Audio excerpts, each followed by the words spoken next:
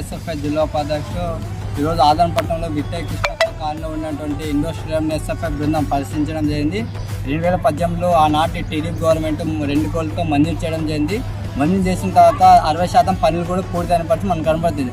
ఆ తర్వాత ఏదైతే వైఎస్ఆర్సీ ప్రభుత్వం అధికారంలోకి వచ్చిన సందర్భంగా ఈ 5 ఏళ్ల కాలంలో ఈ ఇండోర్ స్టేడియం వైపు కన్నెత్తి చూడలేని పరిస్థితి మనకు కనబడుతుంది. ఒక ఇటుకు కూడా వేయలేని పరిస్థితి మనకు కనబడుతుంది. ఆనాటి ఉన్నటువంటి ఎమ్మెల్యే గారు కూడా 5 ఏళ్ళు ఎక్కడ అసెంబ్లీలో అయినా అధికారులు కూడా చర్చించలేక నిధులు తెప్పించే దాంట్లో నిర్లక్ష్యం వహించారు.